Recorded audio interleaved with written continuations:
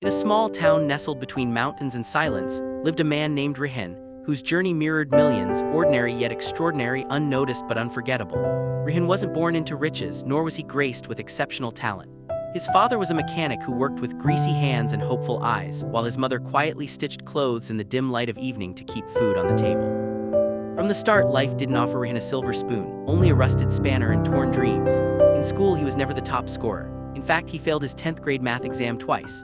Mocked by classmates, overlooked by teachers, he was labeled average. But what they didn't see was the quiet fire burning inside him, the determination not to surrender. While other kids spent weekends playing or watching films, Rehan would help his father at the garage, inhaling the smell of oil and ambition. Every scar on his hand was a memory, every customer complained a life lesson. After school, he walked 6 kilometers because they couldn't afford a bus. He studied late into the night, fighting fatigue with cold water splashes and sheer will. He dreamt not of luxury but of respect. But life, as it does, tested him harder. His mother fell ill, cancer. Hospitals became his new classroom, doctors his new teachers. He sold his motorcycle, begged relatives, and worked extra shifts to buy medicines that barely slowed the disease.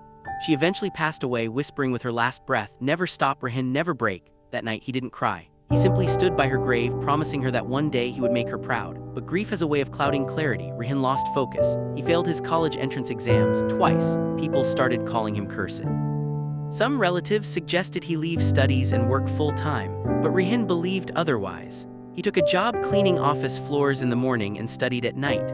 He couldn't afford tuition, so he watched free online lectures on borrowed phones. He couldn't afford books, so he borrowed used ones from a local library and copied notes by hand. One rainy day, while returning home barefoot because his shoes had torn open, he stumbled across an advertisement for a scholarship program in computer science. With barely 2 days left to apply, he worked nonstop to complete the paperwork. He got selected barely, but it was enough. He stepped into university with torn shoes but a chest full of pride. He was older than his classmates, wore faded clothes, but listened twice as hard. Professors noticed him. He stayed back after classes, asking questions, taking notes, volunteering for extra projects.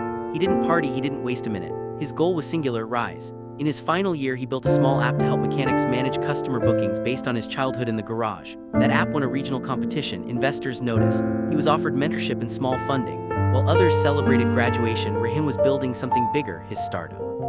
He named it Mom's Wish. Within 2 years, it grew into a platform empowering small mechanics across the country. The same hands that once scrubbed grease were now shaking hands with CEOs. The boy who once walked barefoot was now speaking at universities. Yet Rehan never forgot. He visited his old school and funded scholarships. He renovated the local library. He hired his old teachers. But most importantly, he placed a framed photo of his mother at the entrance of his office with the words, "Never stop, never break." Today, millions use his app. His story is told in classrooms, in seminars, and whispered in late-night conversations between struggling souls. But he always says the same thing: "I'm not special, I'm just someone who didn't quit." His life wasn't shaped by miracles, it was shaped by persistence. He didn't have money, contacts, or fame. He had grit.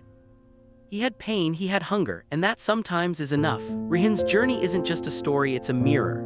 A reminder that your struggle isn't the end, it's the beginning. That rock bottom isn't your grave, it's your foundation. That when everything falls apart, you must stand taller because storms don't last. And sometimes your greatest pain becomes your greatest story.